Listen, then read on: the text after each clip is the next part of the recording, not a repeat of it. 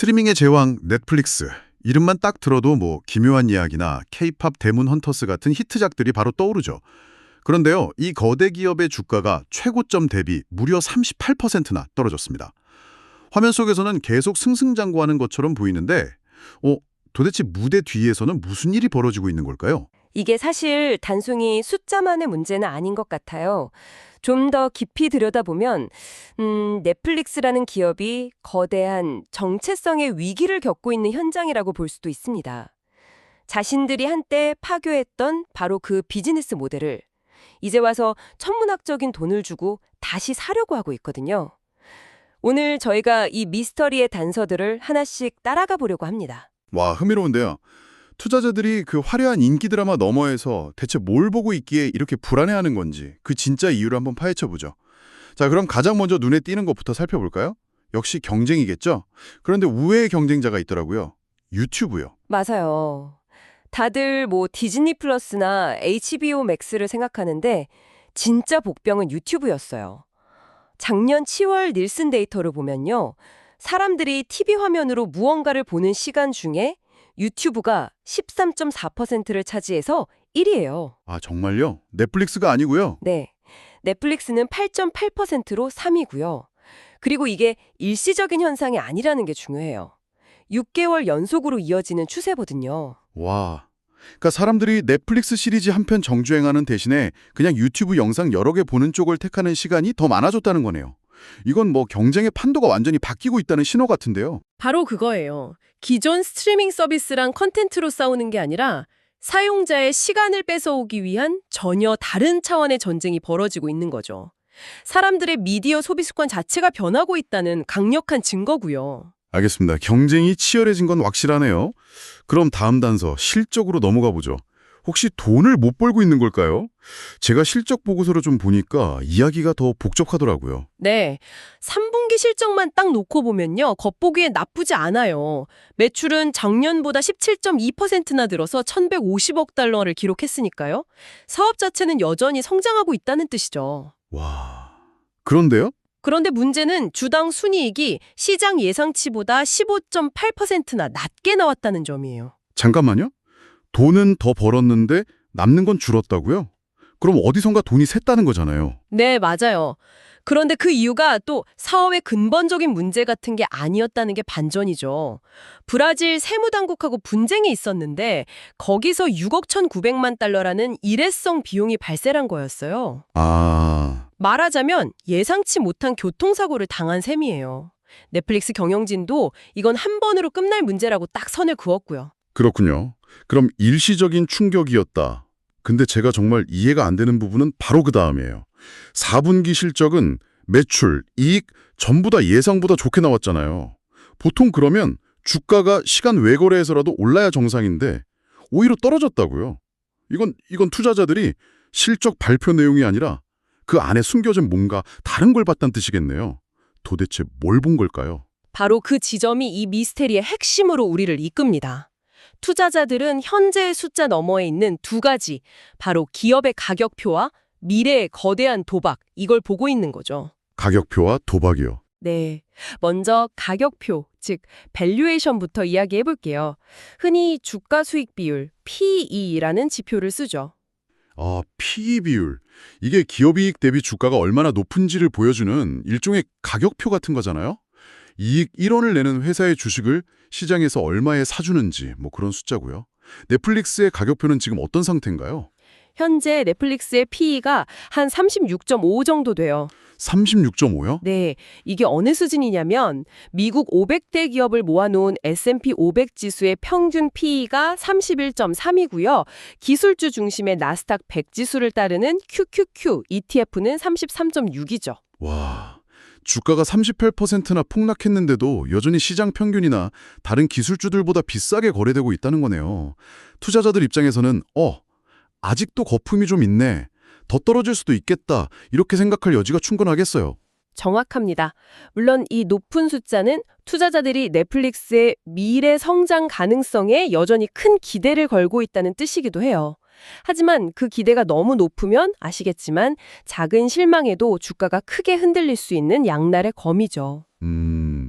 그래도 넷플릭스인데라고 생각할 수도 있지 않을까요? 아마존도 오랫동안 높은 피해를 유지했잖아요. 언젠가 시장을 완전히 지배할 거라는 그 믿음의 대가로요. 아주 좋은 지적이세요. 실제로 많은 투자자들이 그런 믿음을 가지고 있었죠. 하지만 바로 그 미래 성장에 대한 믿음이 지금 거대한 불확실성에 직면했습니다. 바로 모두가 이야기하는 그 초대형 거래, 81억 달러짜리 워너브러더스 인수라는 도박 때문이에요. 드디어 본론이네요. 넷플릭스가 워너브라더스의 영화, TV 스튜디오, 그리고 HBO와 HBO 맥스, 심지어 해리포터나 DC 코믹스 같은 어마어마한 IP 카탈로그까지 전부 사들여는 계획. 와, 이거 성공만 하면 정말 누구도 넘볼 수 없는 콘텐츠 제국이 탄생하는 거잖아요. 그렇죠. 이론적으로는요. 하지만 상황이 아주 복잡하게 얽혀 있어요. 파라마운트, 스카이댄스가 갑자기 끼어들어서 워너브러더스 디스커버리 회사 전체를 사겠다고 나섰거든요. 아, 그게 적대적 인수 시도라고 하던데요? 네, 워너브러더스 경영진 동의 없이 주주들에게 직접 주식을 사들여서 회사를 통째로 먹으려는 시도죠. 말 그대로 싸움을 건 겁니다. 이야기가 점점 더 흥미진진해지나요? 그런데 이런 거대 미디어 합병, 어쩐지 기시감이 들어요. 특히 워너브라더스는 과거에 아주 악명 높은 합병 실패의 역사가 있지 않나요? 네, 바로 2000년에 AOL 타임 워너 합병이죠. 닷컴 버블이 최고조에 달았을 때 당시 인터넷의 제왕이었던 AOL이 미디어 거인 타임 워너를 인수했던 세계의 빅딜. 저도 그 시절을 기억하는데 온갖 잡지에 AOL 접속 CD가 공짜로 붙어 나왔어요. 그게 인터넷의 전부인 줄 알았던 때죠. 올드 미디어와 뉴 미디어의 결합이다. 엄청난 시너지를 낼 거라고 다들 열광했었고요. 하지만 결과는 역사상 최악의 재앙 중 하나로 기록됐습니다. 가장 큰 문제는 문화 충돌이었어요.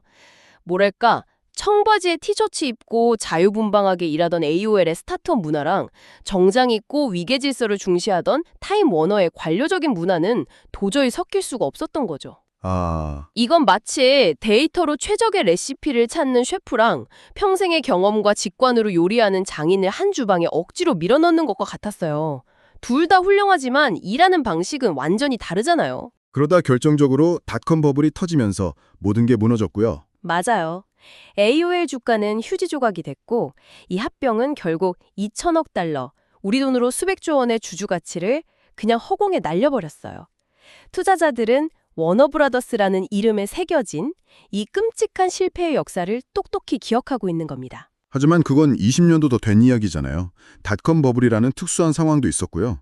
지금의 넷플릭스는 기술적으로나 문화적으로나 그때 AOL과는 완전히 다른 회사인데 그 비교가 정말 유효할까요? 날카로운 질문이시네요.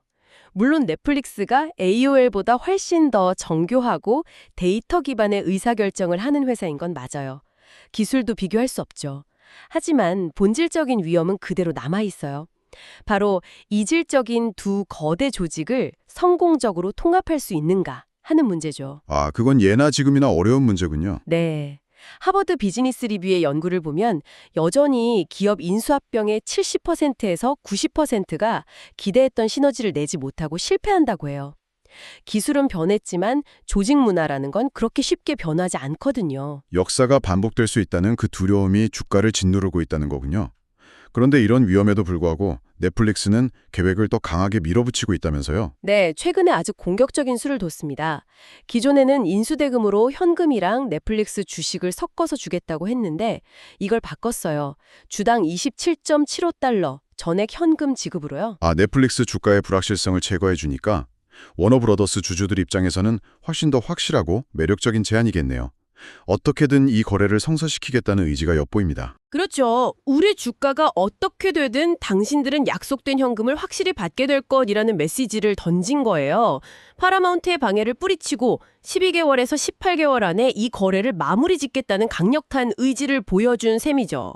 그럼 이 모든 걸 종합해보면 넷플릭스는 지금 거대한 도박판에 모든 칩을 밀어넣고 있는 거네요. 역사적인 경고등이 계속 깜빡이는데도 말이죠. 하지만 투자자 입장에서 보면 근본적인 질문은 그대로 남아있는 것 같아요. 이 거래 과연 성사될까? 만약 성사된다면 그 막대한 부채와 너무나 다른 두 기업 문화를 어떻게 감당할 것인가? 투자자들이 신중한 태도를 보이는 건 어찌 보면 당연해요. 거래가 성사될 때까지의 불확실성, 성사된 이후의 재정적 부담, 그리고 두 거대 미디어 기업의 통합 과정에서 발생할 수 있는 수많은 문제들까지 변수가 너무 많아서 섣불리 베팅하기 어려운 상황인 거죠. 자, 그럼 오늘의 탐구를 정리해 보겠습니다. 넷플릭스의 주가 하락은 단순히 사람들이 유튜브를 더 많이 보기 때문만은 아니었습니다. 3, 4분기 실적에서 보듯 견고하지만 폭발적이지는 않은 재무 상태, 주가가 내렸음에도 여전히 비싸다는 평가를 받는 가격표, 그리고 가장 중요하게는 AOL 타임워너라는 과거의 유령을 마주하며 827억 달러짜리 거대한 베팅, 이 모든 것이 복합적으로 얽힌 결과였네요. 맞아요. 앞으로 우리가 지켜봐야 할 핵심 질문은 바로 이것 하나로 모아져요. 과연 넷플릭스는 거대 미디어 합병의 저주를 깰 수 있을 것인가? AOL과 같은 과거의 거인들이 처참하게 실패했던 바로 그곳에서 넷플릭스는 다른 결과를 만들어낼 수 있을까요? 아니면 스스로 이번 세기의 가장 큰 기업 재앙 중 하나를 만들고 있는 걸까요? 지금까지는 재무적이고 역사적인 위험에 초점을 맞춰 이야기했는데요. 마지막으로 청취자 여러분께 이런 질문을 던져드리고 싶어요. 만약 이 모든 우려를 딛고 합병이 정말로 성사된다면 그래서 여러분이 보는 콘텐츠는 어떻게 될까요? 그게 가장 중요한 질문일 수 있겠네요. 몰아보기와 데이터 기반 알고리즘으로 컨텐츠 제국을 건설한 넷플릭스, 그리고 왕좌의 게임이나 석세션처럼 최고의 창작자들이 만든 작품을 매주 한 편씩 공개하며 시청자들을 기다리게 만드는 명품 TV의 상징 HBO. 이 둘이 한 지붕 아래에 놓인다면 여러분이 앞으로 보게 될 TV는 어떤 모습일까요? 결국 효율성과 데이터를 중시하는 한 문화가 창작자의 비전과 작품성을 존중하는 다른 문화를 집어삼키게 될까요? 아니면 그 반대